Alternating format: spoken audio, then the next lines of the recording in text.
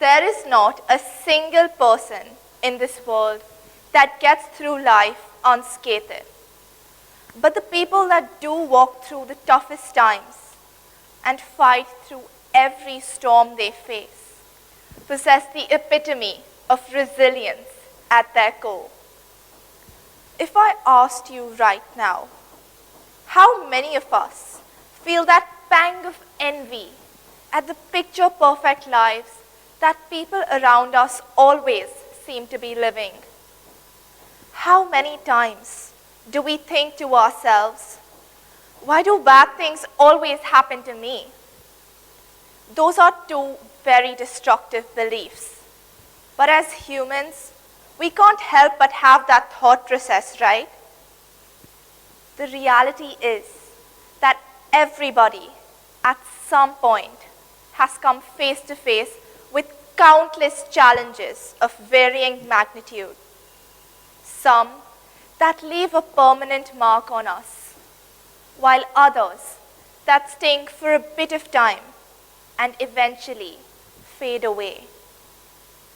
When you accept that pain and suffering is a part of the human experience and that life is not always fair, you will feel liberated and undeniably gain the unparalleled power of resilience.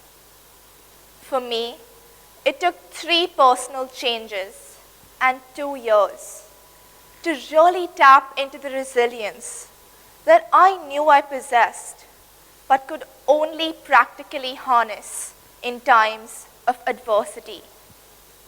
To put things into perspective, in 2015, I was awarded as India's fastest female swimmer in my age category. And that put me on this glorious pedestal where people only celebrated the highs of every moment. I was merely 10 years of age, but I was exclusively aware of one feeling: success. In fact, I had become so programmed to the repeated fulfillment of my goals that when the time to actually confront failure and adversity came, I was remarkably unprepared for what came next. One day, I came back from school, and my mother sat me down on a table and broke the news to me that my coach, who had been the driving force behind me attaining that level of success, had passed away. And I remember sitting on that table, feeling shattered with devastation. For one, his dynamic personality had been a major contributor to the person I was becoming. And 2, I had been training to participate at the national games that were scheduled to happen just a few months from that incident, which made me feel so perplexed at the timing of life. But I knew I had to pick myself up and embark on this journey of training without his presence. Did my plan include participating at the nationals without being trained by him? No. Did I have a plan B in mind? Absolutely not, because my plan A never included him passing away. Did I go ahead and do it anyway? Yes. As you can imagine, for a 12-year-old, dealing with the loss of such an influential person on my life was tremendously difficult.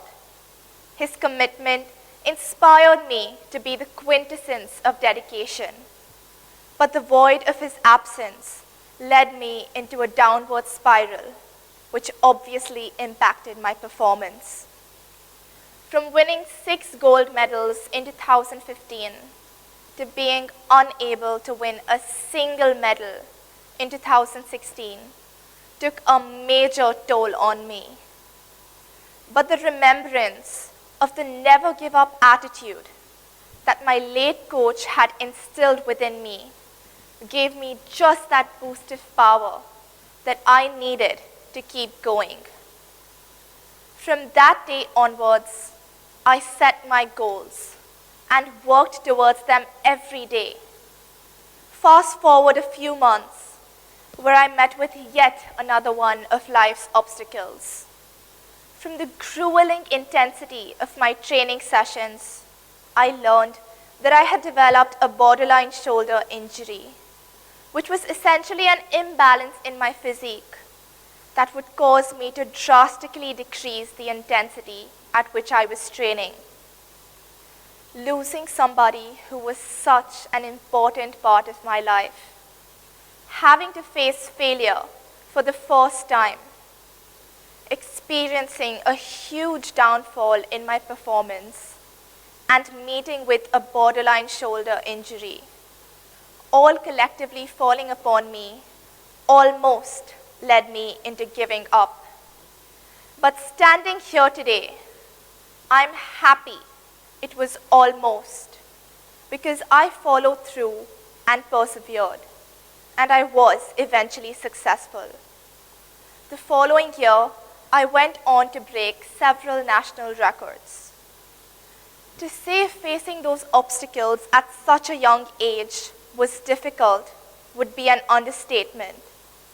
But in retrospect, I am grateful to have had every single one of those experiences, because those experiences instilled the supreme skill of resilience within me, which is something that I have used to get through the troughs of life and acknowledge the crests in all their glory.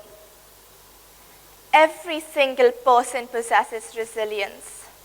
It's harnessing that power that lies embedded within you in times you need it is what counts. How many of us have slap bang been in the middle of adversity or seen someone we love go through it? Be it the death of a loved one, a mental illness, being diseased, or absolutely anything else, physical, mental, emotional, social, spiritual, or financial. It's not a stretch to say everybody has been in that position somewhere at some time. Does anybody breeze through life? Absolutely not. Not even the happy-go-lucky bunch of people who are seemingly always leading the perfect life. In fact, they're the people who have actually mastered the art of staying firmly planted within the ground through the storm, and can thus genuinely enjoy living life to the fullest whenever they get their dance in the rain moments.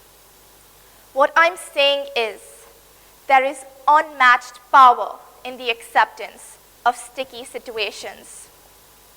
Resilience is that personality trait that lies behind authenticity and humility. The people who actually understand the essence of living life to the fullest, a phrase we hear so often, are the ones who can actually acknowledge when their vulnerability kicks in. But don't let that pain, sorrow, or failure take over their life, which leads me to my next point.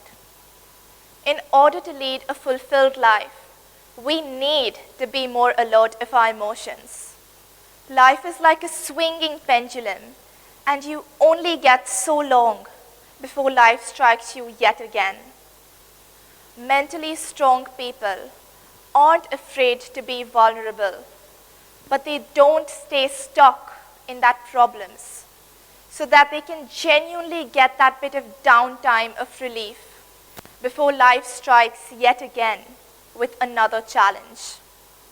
For me, that time in 2016, with innumerable challenges coming at me, I really learned to be grateful for those in-between moments where I could reflect on the meaning of my life instead of lamenting about all the distressing incidents that had been happening in the past months. Secondly, resilient people have learned to let go of things they cannot control, which also ties into the fact that in order to let go, We need to be more accepting of inevitable change. When my coach passed away, that was something that was completely out of my realm of control. Sometimes the only thing that lies within your radar is your attitude. I was broken, but I did not and could not let the pain define me. Going to the pool deck every day after he passed away and having to experience the vacuum of his absence was painful. But I channeled that pain and turned it into power by recognizing the impact that he had on my life. There are two broad things that you can do after facing adversity. One is revisiting that place of sorrow and staying stuck until you find something else to be unhappy about. Or two, grieving, which is completely normal. Then being grateful for what you currently have and accepting life for all its complexities with grace. The first method focuses your thoughts on the problem and prevents you from finding a practical solution.